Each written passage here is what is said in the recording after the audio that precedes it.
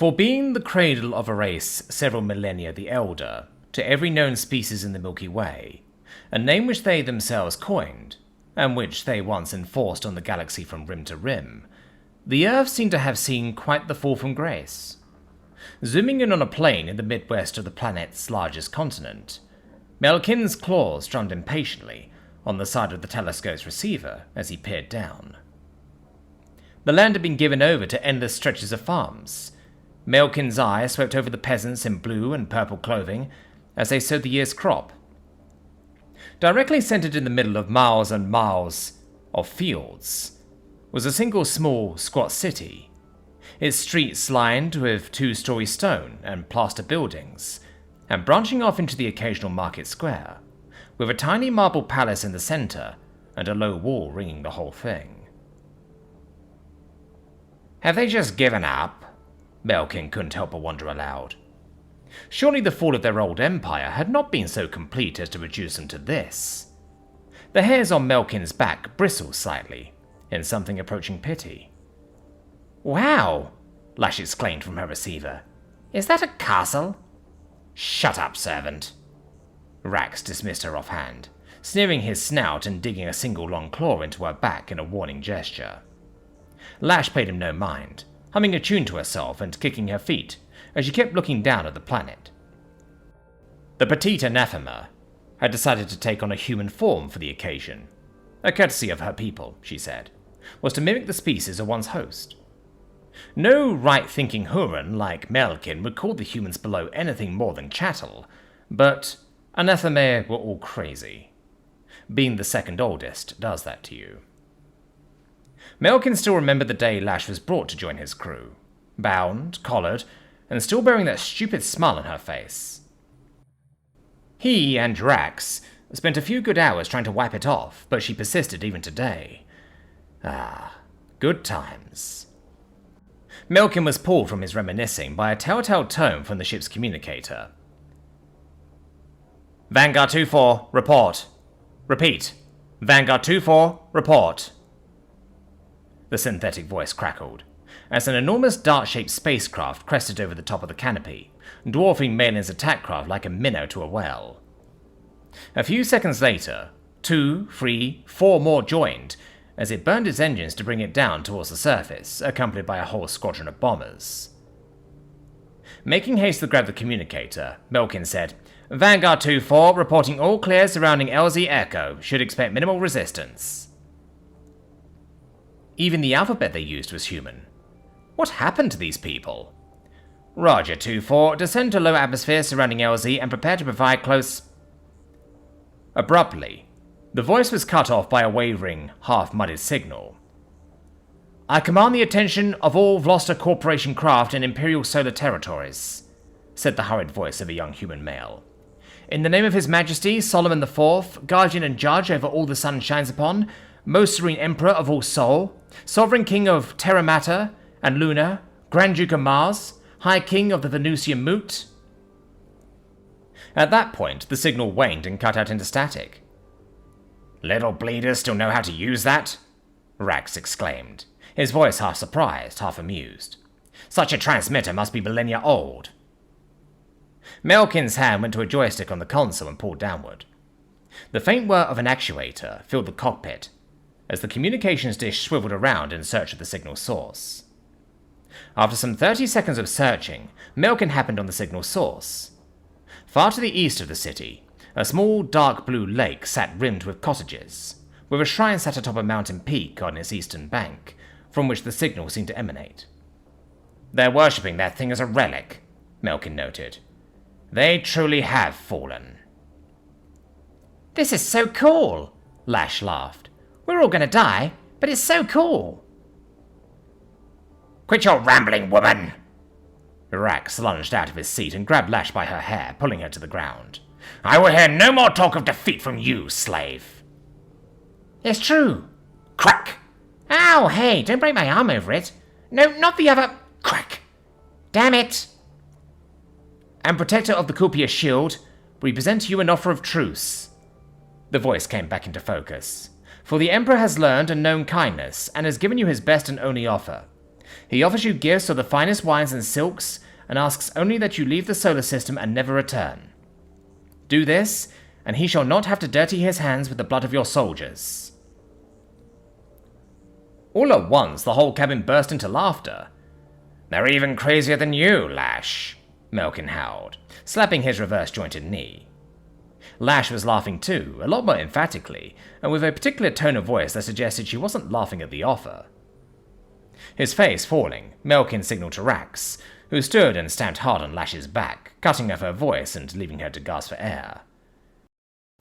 "You're lucky you regenerate, shapeshifter," Melkin spat, turning back around to grab the pilot's yoke.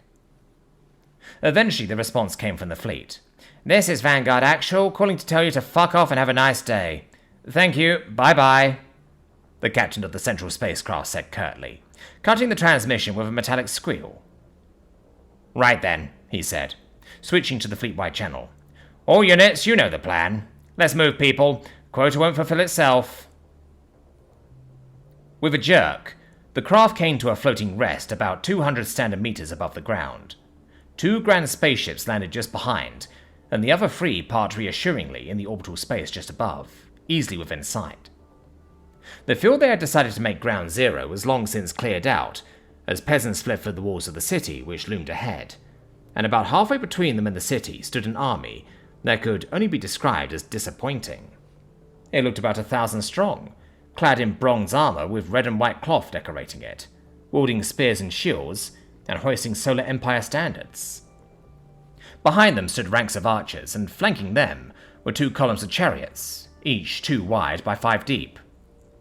The only trace of technology Melkin could see was in the chariots themselves, which appeared to be powered by some sort of engine. "Emperor in sight!" Rax called from his position at the weapons terminal. A few seconds later, Melkin noticed him as well. A thin little man riding a chariot from the city, easily distinguished by the great big purple plume on his helmet, and cape of the same color. There was a short whine as the underbelly chain gun spooled up. "Just say the word, pilot." "Not yet. Corporal wants to make an example," Melkin ordered. With a small sigh, Rax powered down the gun and lay back in his chair. Together, the 3 watched as the Emperor caught up with his army, and then the whole group started to march forward unhurried. "Hold fire," the captain ordered, his voice steady. "Ooh, I can't wait for the part where I get to watch all those folks on the ground die," Lash said, having gone back to kicking her feet.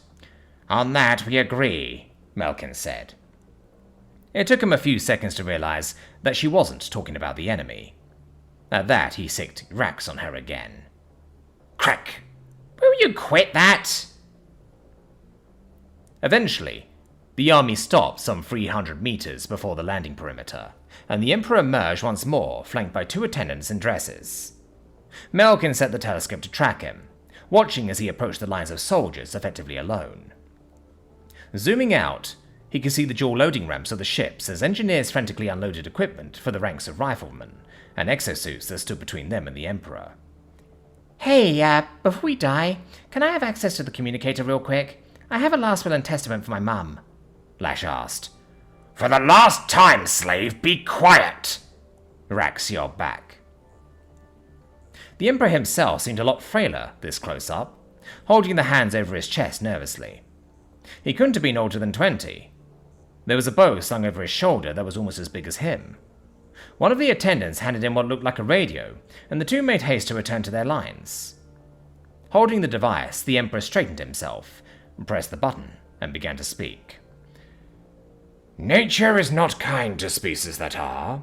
I suspect that is why you have invaded our world today. But let me tell you that perhaps man himself is the greatest example of the law of the universe. Man is a cruel, violent animal. Man will hurt his friends, his enemies, himself, and he will feel good for it. Did you believe that our empire that spanned the stars was founded on promises and kind words?" Melkin had to suppress a chuckle. If that was the case, then why did the human part of the task force all quit when they learned they were going to Earth?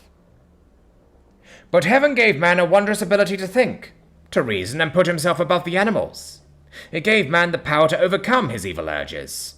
That is why, though I had the power to end you the moment you crossed the Kupier belt, I have refrained. I beseech you, invader, to accept my gifts and to leave. Humanity has left too many widows in the universe already." For a moment, Melkin almost thought they were going to accept the offer. Then, with a laugh, Polushi in an exo stepped forward, leveling a 20mm rifle at the monarch. "Permission to fire, Actual?" he asked. "Spatter the hound, son," Vanguard Actual replied offhand. Without another word, the insectoid shouldered the weapon, an enormous finger squeezing an enormous trigger, and... A 20mm explosive coil slug at that range should have reduced the Emperor to a fine mist. It should have decapitated the leadership of the Solar Empire right then and there. Instead, it hung in the air a quarter of a meter in front of his face, still spinning, and slowly dropped, inert, into the mud. Melkin shrank back from his console, sucking in a breath at the sight of it. The sentiment was shared by the men on the ground. Some stepped back in fear or looked at each other. The Emperor, however, stepped forward, shrugging his bow into his hand and drawing an arrow from his quiver. "Let none say you weren't warned," he said, pulling the bowstring back and pointing himself at the Polushi. "And let all say that we are undefeated." Then, he abruptly swiveled around and fired the arrow almost perpendicular to the target. Melkin started to say something, but then he could only watch as the arrow corkscrewed around in mid-air, finding his target once more and flying into it with the sharp crack of a sonic boom. The boss loosely crumbled where he stood, the arrow lodged securely in his helmet's eyepiece. For a second, all stood, stunned, as the Emperor nocked another arrow. Then, the Emperor's Legion locked shields and lowered their spears, and all hell broke loose. All at once, a storm of gunfire began, directed at the Legion, at the Emperor, at anything that could be shot at, but to no avail. Rounds sparked and bounced off a barrier in front of the soldier that flashed with blue and yellow light as they advanced ever so slowly. A few of the braver ones fixed bayonets and charged for the shield wall, only to apparently become stuck fast as they approached the barrier, and the spears of the Legion seemed perfectly apt at piercing ballistic armor. "Pilot, let's go!" Urax screamed, snapping Melkin from his stunned stupor. Without another word, Melkin pushed the throttle forward, then was pressed back into his seat as the ship rocketed forth over the heads of the enemy. He pulled back the stick, turning around to try for an attack run. All the while, Urax's chain gun crackled and spat, as Urax continually adjusted his aim. "No effect! They're shielded!" he reported loudly. "How do they get them to work in Atmo?" "Just keep firing, I'll bring us around," Melkin said, strained against the G-forces. Finally, he put a formation of archers in his crosshairs, as they loosed a fatal volley into a group of Vloster contractors that had tried to break for the ship's loading ramp. "Torpedo now!" he ordered. Instantly, Rax responded and a fat-bodied missile shot out from underneath the ship, detonating in a storm of shrapnel over their heads that was caught by a shield like that of the spearmen. For a moment, Melkin's heart sank, but it was lifted soon when another bomber came up on their flank and dumped a barrage of rockets into them, two of which seemed to slip through at an angle uncovered by the screen and detonate, throwing men and pieces thereof everywhere. The bomber pitched up and flew away, Melkin eagerly following them, keeping one eye on the telescope to watch the carnage. What he saw was all the more disheartening. The archers weren't just still functioning as a unit, still firing volleys into the rapidly diminishing forces on the ground. They were getting back up, putting severed limbs back onto their stumps and reattaching them with vials of some sort of silvery elixir. It was at times like these when Melkin wished the sensor had a lower resolution. He could see the bones snap back together, and flesh flow like mercury as wounds were undone and armor repaired. At that moment, the other bomber's communicator came online. "What the hell are these things?" And then, Melkin heard the loudest sound he'd ever experienced. It started as a sharp rising scream, then turned into a single low tone so powerful that the craft shook. He and Rax whined and whimpered with pain, Melkin resisting the urge to take his hand off the stick to cover his ears. In front of them, the other bomber was visibly vibrating as the very rivets popped out of his fuselage.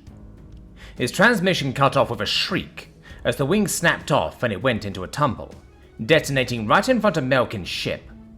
Look! Rax cried, sending the chain gun's video feed to Melkin's console. A single man in a white and gold hooded cloak stood watching the massacre with detached interest, holding a long, thin-stemmed trumpet to his lips. A single soldier slipped out from the chaos and ran for him, rifle lowered, but he only turned slightly and gave a single blast of the trumpet, blowing the soldier onto their back, liquid that was once a Huron, pouring out from the shattered armor suit. Sonic weapons! They're using sonic weapons! Melkin yelled over the radio. All units return to craft and clear the area. We're nuking this fucking planet, Vanguard Actual barked. The Legionnaires set up a shield wall surrounding the loading ramps of the ships, standing unfazed as retreating Corporation men unloaded their weapons into them. Melkin watched as the squadron, cut off from the ship, tried to run for the hills, only to disappear in a cloud of dust and blood as one of the chariot columns ploughed into them, moving at speeds no chariot should go. Meanwhile, the left carrier's engines ignited, blasting away the Legionnaires surrounding it in a plume of fire as it slowly lifted off on the ground. Suddenly, there was a series of loud thunks, and the craft shook a little. Looking down in confusion, Melkin saw arrowheads poking up from the floor of the cabin, the wind howling outside. We've lost guns, Rax reported. Lash, afterburners, now, Melkin yelled, pulling the craft away from the fight and pushing the throttle forward.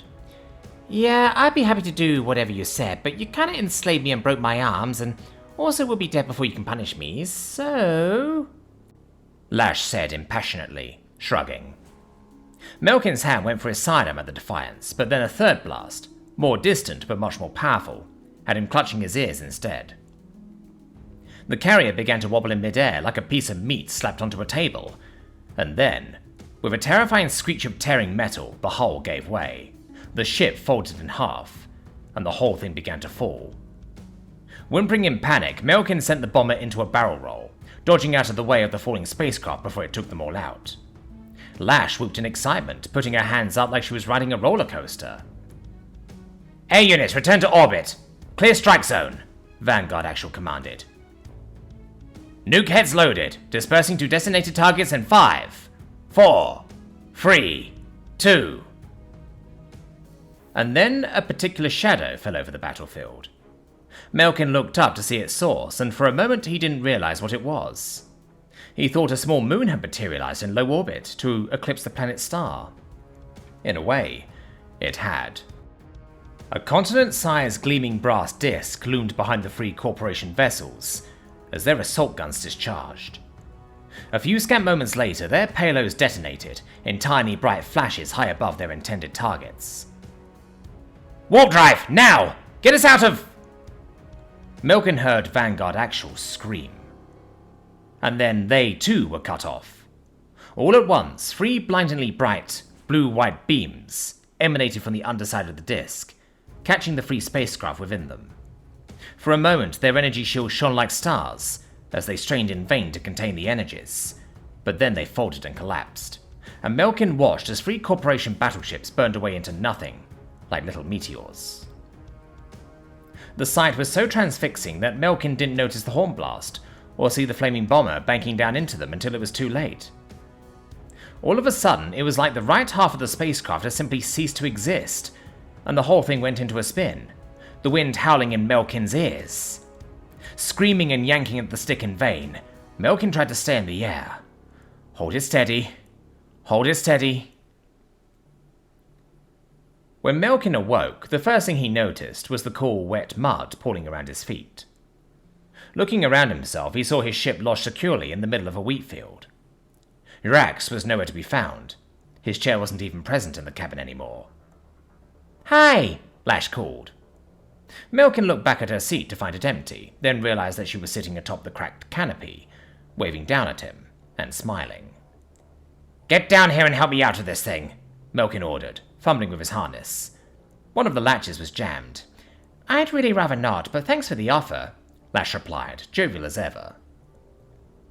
Suddenly, another voice began to speak, as Melkin looked out and made eye contact with the Emperor. He was walking towards them, saber drawn, attendants at his back, surrounded by a retinue of honor guard. A very smart man once said that sufficiently advanced technology is indistinguishable from magic, he boomed, his voice echoing from the ship's failing communicator. And that is why we have won this day. I don't speak of man's capability for reason on a whim, Huron. Perhaps if you had not been so arrogant and unreasonable, then you would have seen the milk and honey on every table on this planet, or seen that no child of Earth has known hunger or disease in 1,000 years.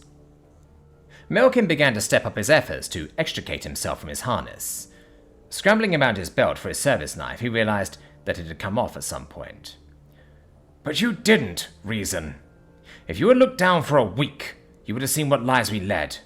Our fields are unblighted, our water clean and pure. This world knows biodiversity the likes of which it has not seen since before the dawn of man. Every man is a philosopher, a priest and an artist, and our soldiers are trained by centuries. The Emperor came to a stop about 10 meters from the ship. Melkin was hyperventilating now, straining and pulling muscles to try to reach for the knife which had become stuck in the console. Lash, in typical fashion, was less worried. She stepped off of the canopy, waving her arms as she approached, and said, "Hey, Emperor Solomon? Yeah, hi. I'm Lash." The Emperor paused, looking her up and down. "An anathema? It's been a long time since we've seen one of you, old friend," he said, a more weary smile creeping up his face to match hers. "I just gotta say, this place is super cool. I really love that neoclassical aesthetic, you know. Well, emphasis on the classical, if you catch my drift." Lash laughed at her little joke. Solomon chuckled a little, covering his mouth with his hand in a stately manner. "Well, I'm really glad I got to come here. Being enslaved by a planet-hopping mercenary company is fun, but I'm tired of them breaking my bones when I try to make conversation, so can I go home now?" The Emperor's eyes narrowed slightly, and then he laughed, grabbing Lash in a hug. Lash squealed with delight at the touch. "I see my grandfather's stories of the oldest ally are true," he exclaimed, handing her over to his attendants. "Naomi, take her to the camp and give her the place of honor at the soldiers' feast. Once we get back to the capital, I can arrange for your people to come and collect you." "Bye, Melkin. Don't ever let me see you again." Lash waved as she was taken away. With a sigh, the Emperor's face fell, and he leveled his saber at Melkin. "I decree that you will live," he began. "You will be returned to your corporation. You will tell them what you have seen and what I have told you, and you will tell them that what you have seen is what happens when we are courteous to our enemies. You will tell them that the Solar Empire has chosen to remain separate from the galaxy, and you will tell them that, if they value their lives, they will never make us reconsider that choice again. Do you understand?" Melkin, shrinking back into his seat, could only frantically nod. The Emperor, looking down upon him with cold eyes, held his sword there for a moment, then sheathed it with an almost musical hiss of lever on steel. "Good choice,"